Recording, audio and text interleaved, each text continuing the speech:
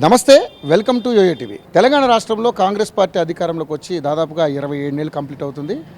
So ఈ 27 నెలల్లో 6 గ్యారంటీలు, అదేవిధంగా 420 హామీలు, అదేవిధంగా అభివృద్ధి పథకాలు, ఇలా చాలా రకాలైనటువంటి సమస్యలతో ఈ ప్రభుత్వం అట్టుడికిపోతున్నటువంటి పరిస్థితి మనం చూస్తాం. ఒకవైపు బడ్జెట్ కూడా చాలా లోడ్ బడ్జెట్లో ఉంది. సో ఏదేమైనప్పుడు కూడా రేవంత్ రెడ్డి గారు ఏ కార్యక్రమం తలపెట్టినప్పటికీ కూడా అది ఆయనకి బూమరాంగ్ అంటే రివర్స్ అవుతుంది. దాని నుంచి వ్యతిరేకత బాగా వస్తున్నటువంటి పరిస్థితి. ఒకవైపు ఏదైతే ప్రతిపక్షాలు కూడా దుమ్మెత్తిపోస్తున్నటువంటి పరిస్థితి మనం చూస్తాం. ముఖ్యంగా చూసుకుంటే తెలంగాణ రాష్ట్రంలో గత ప్రభుత్వంలో కావచ్చు, ఈ ప్రభుత్వంలో కావచ్చు, ఏదేమైనప్పుడు ఈ 12 సంవత్సరాల కాలపరిమితి, 13 సంవత్సరాల కాలపరిమితిలో ఇటువైపు నిరుద్యోగులు కావచ్చు, అదేవిధంగా విశ్రాంత ఉద్యోగులు, ఏదైతే పెన్షనర్స్, అదేవిధంగా తెలంగాణ ఉద్యోగ గెజిటెడ్ ఆఫీసర్కి సంబంధించినటువంటి ఉద్యోగులు కావచ్చు, అందరికీ కూడా ఏదైతే డిఏలు కావచ్చు, అదేవిధంగా వాళ్ళకి రావాల్సినటువంటి వేతనాలన్నీ కూడా పెండింగ్లో పడిపోయినాయి. దాదాపుగా వేతన ఏదైతే విశ్రాంత ఉద్యోగులకి సంబంధించి దాదాపు 10,000 కోట్ల రూపాయలు వాళ్ళకి బకాయిలు పడేటువంటి పరిస్థితి మనం చూస్తా ఉన్నాం. వాళ్ళందరూ కూడా ఈరోజు ఇక్కడ ముషరంబాగులో ఒక మీటింగ్ అయితే అరేంజ్ చేశారు. చాలా పెద్ద ఎత్తున అందరూ కూడా అన్ని జిల్లాల నుంచి కూడా తరలి వచ్చారు ఏదైతే విశ్రాంత ఉద్యోగులు. సో మరి వాళ్ళ ఉన్నటువంటి సమస్యలన్నీ కూడా చాలా జటిలంగా ఉన్నాయి. చాలామంది ఇన్సెక్యూర్ తోటి డబ్బులు రాక చాలామంది ఆత్మహత్యలు చేసుకున్నటువంటి సందర్భాలు చూసాం.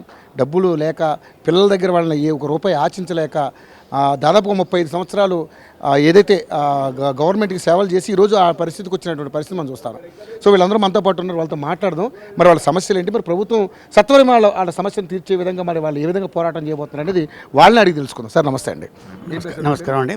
సుంకిశేల ప్రభాకర్ రావు, కరీంనగర్ ఉమ్మడి జిల్లా ప్రధాన కార్యదర్శిని. ప్రభాకర్ గారు, సార్ చాలా రకాలుగా సమస్యలు ఉన్నాయి ఇక్కడ, అన్నీ మనం చూస్తున్నాం.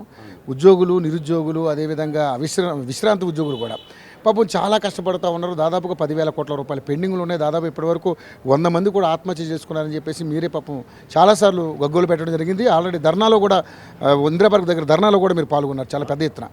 ఏంటి సార్ మరి ప్రభుత్వం మరి ఇంత చేస్తున్న నిమ్మకి నీరెత్తినట్టుగా వ్యవహరిస్తూ ఉంది? మరి ముఖ్యమంత్రి గారు సాక్షాత్తు ఆయన నా దగ్గర నన్ను కోసుకు తిన్నా రూపాయి రావట్లేదు అంటున్నాడు. ఏం చేద్దాం మరి మన సమస్య ఎట్లా? 2024 మార్చు కన్నా బిఫోరు ప్రభుత్వం వచ్చినప్పటికి కూడా మార్చి నుండి ఉద్యోగ విరమణలు అనేవి జరుగుతూ ఉన్నవి. కానీ ఆనాటి నుంచి ఈనాటి వరకు కూడా ఒక ప్రత్యేకమైనటువంటి కార్యాచరణ రూపొందించుకోకపోవడం, ఒక ప్లానింగ్ లేకపోవడం వల్ల ఈనాటి ప్రభుత్వం ఉద్యోగ ఉపాధ్యాయులను నానా ఇబ్బందులకు పాలు చేస్తూ ఉంది. కారణం ఏంటంటే 18 మాసాలు చూసాం.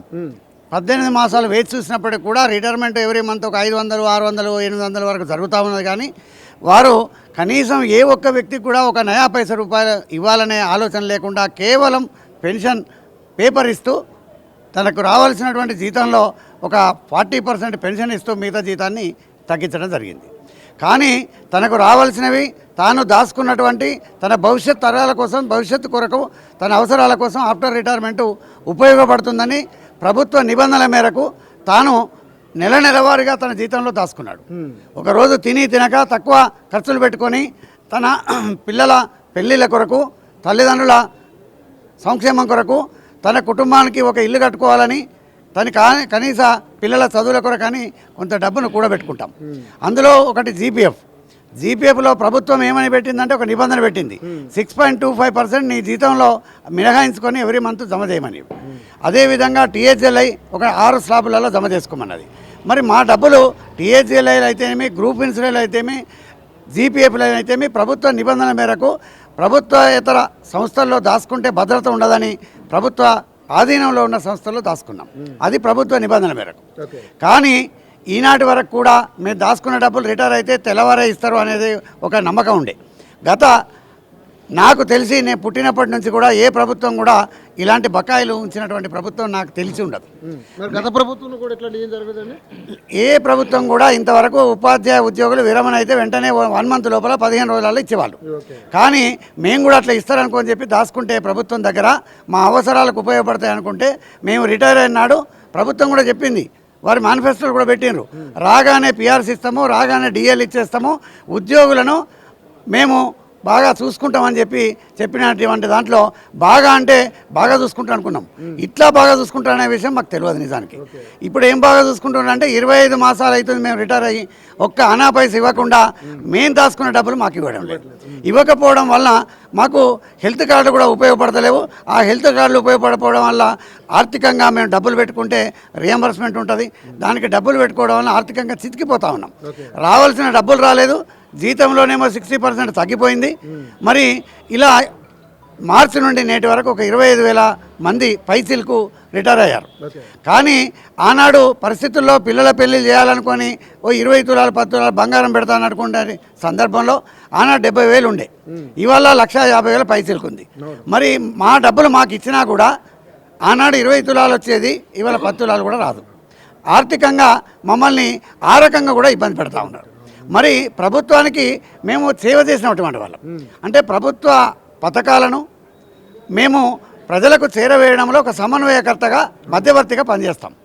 మేము విద్యార్థులకు చదువులు చెప్పి ఆ విద్యార్థులే ఇవాళ పాలకులుగా, ఇవాళ సైంటిస్టులుగా, ఇవాళ ఐఏఎస్లుగా అనేక గొప్ప గొప్ప వ్యక్తులు తీర్చిదిద్దాం.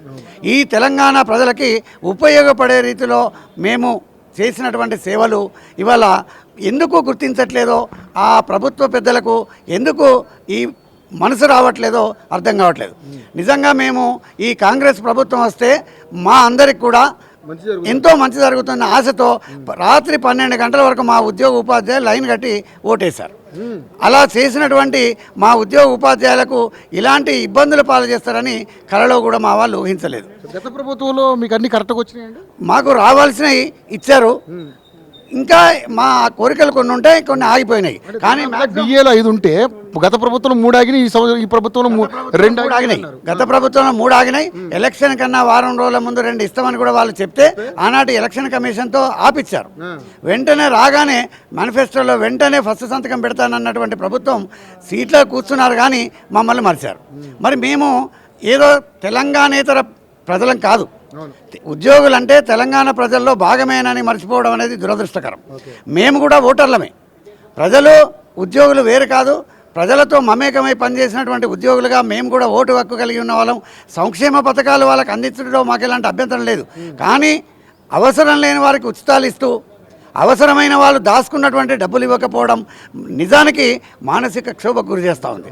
మాలో కొంతమంది ఈ ప్రభుత్వం పెద్దలకు సెక్యూరిటీ గార్డుగా ఉన్నవాళ్ళు, ఈ ప్రభుత్వ పెద్దలకు శాసనాలు రాసే దాంట్లో ఉపయోగపడ్డ వాళ్ళు, ఈ పథకాలను ప్రజలకు చేరవేసే దాంట్లో ఉపయోగపడ్డ వాళ్ళు, మీ ప్రాణానికి ప్రాణంగా అడ్డుపెట్టి గేటు ముందర నిల్చున్నటువంటి మా ఉద్యోగులు ఇవాళ రిటైర్ అయితే అనారోగ్యం పాలైతే డబ్బులు ఇవ్వకుండా, ఉదాహరణకి మనకు ఖమ్మంలో మైసయ్య గారు నేను చనిపోతా ఉన్నాను, నా డబ్బులు నాకు ఇవ్వండి అని అడిగాడు. అయినా కనికరించినటువంటి ప్రభుత్వం ఈ ప్రభుత్వంలోని ఒక మంత్రి గారికే రక్షణగా ఉన్నటువంటి వ్యక్తి ఇవాళ మరణించారు. మరి ఇలా మరణాలు జరుగుతూ ఉంటే తెలంగాణ ఇవ్వాలనే సోయి కేంద్రానికి వచ్చింది. మరి ఈ ప్రభుత్వానికి మా ఉద్యోగుల పట్ల ఎందుకు కనికరం రావట్లేదో కొంత బాధగా ఉంది. నిజానికి మేము ఉద్యోగంలో చేరినాడు ఈ గొప్పగా ఉంటుంది, మేము దిగిపోయినాడు మా డబ్బులు మాకు ఇస్తారని ఆశపడ్డాం. కానీ ఇవాళ ఈ ప్రభుత్వంలో ఇలాంటి మొండి వైఖరితో ఉంటుందని మేము ఊహించలేదు. ఇవాళ పోనీ డబ్బులు లేవా అంటే ఉన్నాయి, మరి పెద్ద పెద్ద బడ్జెట్లు ఇస్తూ ఉన్నారు. మూసీ ప్రక్షాళనకు 1,50,000 కోట్ల రూపాయలు ఇస్తున్నారు. ఫ్యూచర్ సిటీలో ఇండ్లే కట్టలేదు, రోడ్లు వేస్తూ ఉన్నారు. అట్లా అనేక పథకాలకు 100 కోట్లు ఖర్చు చేస్తున్నారు, 1000 కోట్లు ఖర్చు చేస్తూ ఉన్నారు, లక్షల కోట్లు అప్పు తెస్తూ ఉన్నారు. మరి ఈ డబ్బులన్నీ దేనికి వినియోగిస్తున్నారు, మమ్మల్ని ఎందుకు ఇబ్బంది పెడుతున్నారో కొంత బాధగానైతే ఉంది.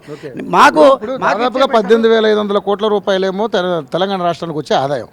ఇది మన నెలవారీగా సంవత్సరానికి వేసుకున్న దాది కూడా పెద్ద మొత్తంలో గట్టిగానే 1 కోట్ల రూపాయల్లో వస్తుంది, ఎక్కువ. అదేవిధంగా 3,470 కోట్ల రూపాయలు మళ్ళీ ఈయన 3,47,000 కోట్ల రూపాయలు అప్పు చేశాడు ఈయన. సో ఇవన్నీ లెక్క చేసుకుంటే దాదాపు 8,000 కోట్ల వరకు ఉంటుంది, 8 లక్షల కోట్ల వరకు ఉంటుంది. మరి మీకు ఎందుకు రావట్లేదు? నా అభిప్రాయం ఏంటంటే 8 లక్షల కోట్ల ఆదాయము అప్పులతో కలిసి తీసుకున్నప్పుడు 8,10,000 కోట్లు, ఇంకొక 10,000 కోట్లు అప్పు ఎక్కువ తేవచ్చు కదా.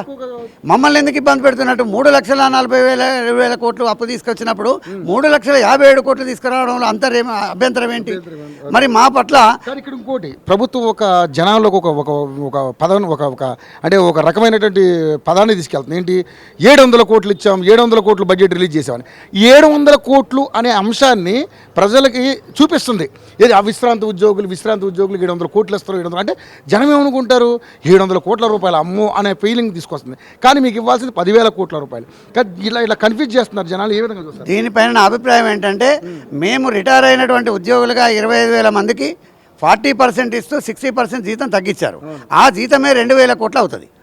మా జీతాన్ని ఆయన దగ్గర 2,000 కోట్లు పెట్టుకొని 500, 300, 800, 1000 కోట్లు అంటూ ప్రచారం చేసుకొని 700 కోట్లు ఇస్తున్నాను గొప్పలు చెప్పుకోవడం కాదు.